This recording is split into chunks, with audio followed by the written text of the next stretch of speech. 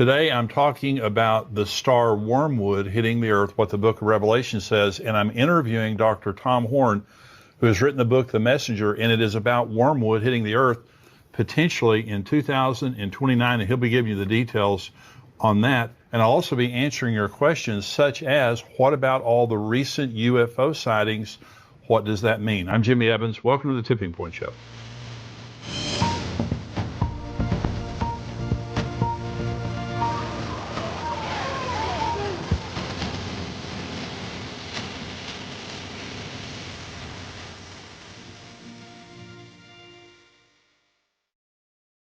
Welcome to the Tipping Point Show today. We've got a very, very interesting show today because we're talking about Revelation chapter 8, where wormwood, the star wormwood, hits the earth.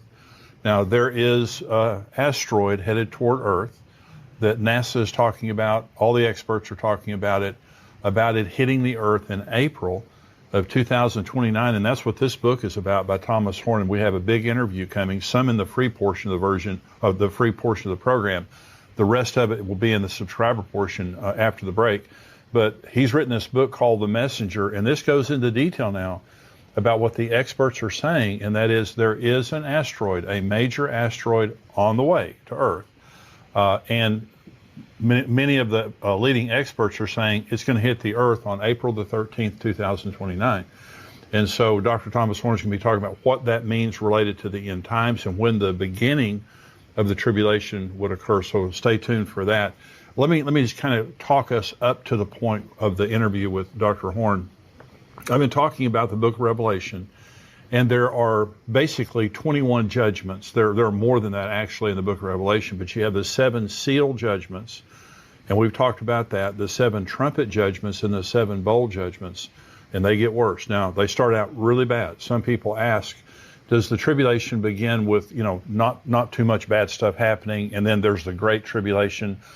Jesus is the one that told us in the middle of the tribulation, when the abomination of desolation occurs, he said the second part of that is great tribulation such as never occurred on the earth. And so the last 3.5 years is definitely worse than the first 3.5 years, but the first 3.5 years are very, very severe. The first seal that is broken, there's a rider on a white horse. That's the Antichrist. And he has a bow. He's making war. He goes out to conquer and to make war. Then there's the rider on the red horse. That's the second seal that's broken. Peace is taken from the earth and men kill each other. Okay. The third seal is the rider on the black horse, and it says that there's famine and starvation. It takes an entire day's wage to buy enough food to survive that day. The fourth seal is broken, and it's the pale horse. A fourth of mankind is killed in different manner, by starvation, by sword, and by wild animals. It's just absolutely awful. The first 4 seals are terrible. The 5th seal is broken, and you have the altar of souls, where the people who have been martyred are asking God, how much longer do we have to wait? And the Lord says to him, there's more coming. There's more people who are going to be martyred. And so you need to wait a little bit longer. What that means is there's going to be mass martyrdom during the tribulation, the Antichrist killing people. Revelation 20 tells us about the people who have been beheaded because they would not worship the beast or take the mark of the beast. So this is mass martyrdom during the tribulation. When the 6th seal is broken, something very interesting happens. And this is kind of a preview of what we're talking about with wormwood. It says, and I looked when he opened the 6th seal, and behold, there was a great earthquake, and the sun became black as sackcloth of hair, and the moon became like blood, and the stars of heaven fell to the earth, as a fig tree drops its late figs when it is shaken by a mighty wind. Then the sky receded as a scroll when it is rolled up, and every mountain and island was moved out of its place. And the kings of the earth, the rich men, the mighty men, the commanders, every slave and every free man hid themselves in the caves and in the rocks of the mountains, and said to the mountains and rocks, fall on us and hide us from the face of him who sits on the throne and from the wrath of the Lamb. For the great day of his wrath has come, and who is able to stand? Well, I want to begin. This is talking about the sky growing black, and stars begin to drop like a fig tree drops its figs and all those things. Well, if you saw the movie Greenland, it's a good movie, and it talks about extinction level event that happens when an asteroid hits the Earth. And what you notice in that movie, which is a very realistic movie, is an asteroid is not just one big rock, even though it is, ultimately. You have all of these stars, all of these parts of the rock hitting in waves. And so that would be like a fig tree losing its figs. And so we're going to read in just a minute in Revelation chapter 8 now, all of the events, or the first 4 trumpets, are going to sound in Revelation chapter 8. The seals are over. The first 4 trumpets are going to sound, and all of these are the same event.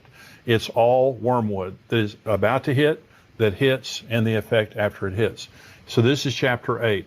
When he opened the 7th seal, there was silence in heaven for about half an hour. And I saw the 7 angels who stand before God, and to them were given 7 trumpets. Then another angel, having a golden censer, came and stood at the altar. He was given much incense, that he should offer it with the prayers of all the saints upon the golden altar which was before the throne. And the smoke of the incense with the prayers of the saints ascended before God from the angel's hand. And then the angel took the censer, filled it with fire from the altar, and threw it to the earth, and there were noises, thunderings, lightnings, and an earthquake. So the 7 angels who had the 7 trumpets prepared themselves to sound. So they're about to sound their trumpets, and as each one of them sounds the first 4 trumpets now, this is all talking about the same event. This is the first trumpet. Verse 7, the first angel sounded, and hail and fire followed, mingled with blood, and they were thrown to the earth. And a third of the trees were burned up, and all the green grass was burned up. So now here comes this asteroid, and it begins to enter Earth's atmosphere. And what happens is the atmosphere becomes superheated. And so just like this star is coming, it's throwing off these parts of it that come in first. That's what it's talking about here. And then everything begins to get burned up. It begins to scorch the earth. Here's the second trumpet, same event. Then the second angel sounded, and something like a great mountain burning with fire was thrown into the sea. And a third of the sea became blood, and a third of the living creatures in the sea died, and a third of the ships were destroyed. Again, this is part of wormwood. This is part of the asteroid that comes and it strikes the ocean. And when it does, it just devastates the ocean and the sea life in the ocean. Okay, here's the third trumpet. Then the third angel sounded, and a great star fell from heaven, burning like a torch, and it fell on a third of the rivers and a third of the springs of water. The name of the star is wormwood. A third of the waters became wormwood, and many men died from the water because it was bitter. Now you notice that this is affecting a third of the earth. Now, that's a massive amount of geography that this is covering, both in the sea and on the land, and it's making the waters poison so that people die when they drink the waters. And now later in Revelation 16, all sea life dies, and all of the waters of the earth are either poisoned or become blood. So the judgment upon the waters is one of the great judgments now. But what you'll notice now in the trumpet judgments, and also or the seal judgments and the trumpet judgments, is it's partial. It's a fourth, it's a third, it's partial. When you get to the bowl judgments of later on in the book of Revelation, it's total. Everyone's affected by those judgments. And so this is the fourth trumpet. Then the fourth angel sounded, and a third of the sun was struck, a third of the moon, a third of the stars, so that a third of them were darkened. A third of the day did not shine, and likewise the night. And I looked, and I heard an angel flying through the midst of heaven, saying with a loud voice, Woe, woe, woe to the inhabitants of the earth, because the remaining blast of the trumpet of the 3 angels are about to sound. Let me go back now to the 6th seal and read you what I read you earlier. I looked when he opened the 6th seal, and behold, there was a great earthquake, and the sun became black as sackcloth of hair, and the moon became like blood. And the stars of heaven fell to the earth as a fig tree drops its late figs when it is shaken by a mighty wind. So both in the 6th seal and also here at the 4th trumpet, we're told that the sky grows black. That's exactly what happens when a meteor or an asteroid hits the earth. That magnitude of an asteroid, it throws up all the dust. There's all like Mount St. Helens or something like that. All this dust is thrown up into the atmosphere, and it becomes very dark or black. And so these judgments are describing one event. An asteroid is coming. It begins to superheat the earth, burn up all the green grass, all of that. Then it throws off a part of itself in the ocean. Then it hits the earth, and then the sky grows black. So the judgment of wormwood is a severe judgment that causes great death, great harm. You can understand the level of panic. Now, Dr. Tom Horn is going to join us here, and he had a personal experience that he's going to talk about, a dream that he experienced that then led him to the truth of Apophis. Now, Apophis is what NASA is calling the asteroid that it's on its way here. And there's some level of disagreement that you'll hear him talk about, that NASA is trying to deny that this is going to hit the Earth directly. You can imagine the panic that that would cause if everyone knew this was happening. And by the way, we have sent up a spaceship for the purpose of finding asteroids and trying to blow them up for the purpose of them not even hitting the Earth.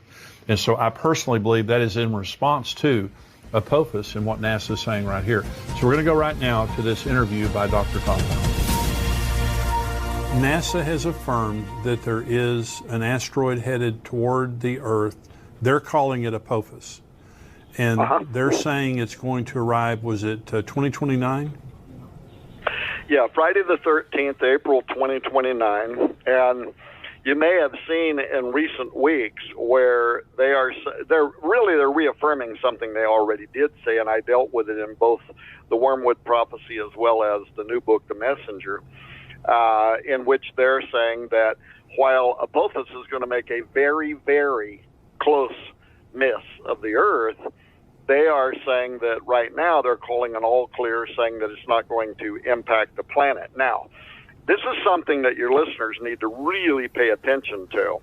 There are numerous scientists that reacted to their most recent all clear, warning that the trajectory that they have made, their calculation of Apophis, is off by as much as 600,000 miles. Good. In fact, the mathematician Harry Lear, he implies that Apophis is going to crash into Earth in 8 years from now, and he even went so far as to send a letter to the President of the United States begging him to have the U.S. government scientists cross-check those calculations immediately, because he says that NASA's either playing a game with the trajectory stats, or they are just they're intentionally misleading the public. And then he ends his letter. Anybody can log online and read his letter. He ends that dispatch with this ominous admonition that he thinks we're already out of time anyway.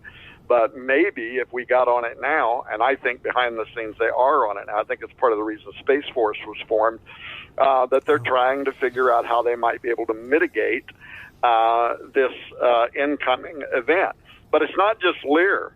Nathan Myhrvold, who was the head of Microsoft, the science department for Microsoft for many years, he is consistently listed every year in the top 100 scientists in the world.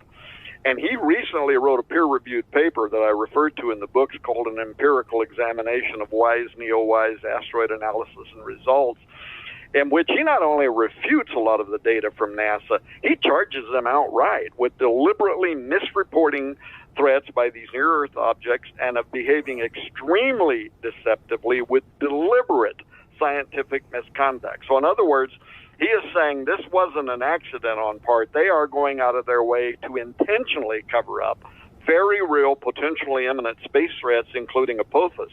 And then there's a video on YouTube that anybody can watch right now that's got the famous planetary scientist and the astrophysicist Neil deGrasse Tyson, very popular figure. And he says that on April 13, 2029, I'll quote, this is from the YouTube video, this is a quote, Apophis will come so close to Earth that it will dip below our orbiting communication satellites. It will be the largest, closest thing we have ever observed to come by Earth. The orbit we have for it now is uncertain because these things are hard to measure and hard to get an exact distance for, so we cannot tell you exactly what that trajectory will be. So, and this was the same thing that the astronomer from the Pentagon told me. He said it's absolutely baloney. Well, he used a different word that I won't use. But he said it's absolute baloney. He said you can't say that a stone as big as Apophis, and it's a monster, is going to come literally below the satellites, knock out some of the satellites, below the satellites that are in orbit around this.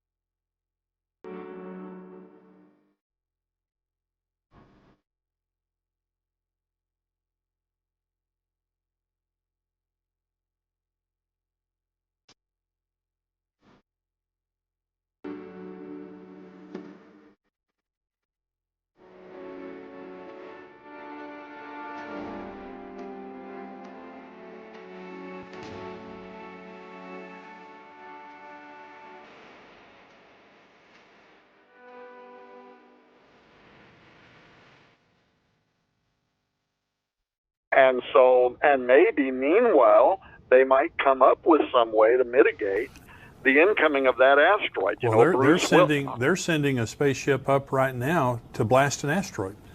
They announced No, they that. are. Yeah. That's exactly right, and that's the reason why they are doing that. Well, that's a fascinating interview. I hope that you enjoyed that. Now, we have more of it coming, about 10 more minutes of that interview coming up in the subscriber portion. If you're not a subscriber, please become a subscriber. Endtimes.com is where you go to subscribe. It's $7 a month, $77 a year. As a monthly subscriber, you get the first month for free. So if you want to just check it out, become a monthly subscriber. It's free for the first month. If you don't want to continue, fine. And if you do, that's great also. But become a subscriber. If you're not a subscriber, I'm going to say goodbye to you. If you are a subscriber, we're going to take a short break here, and we'll be back with more of the interview from Dr. Tom.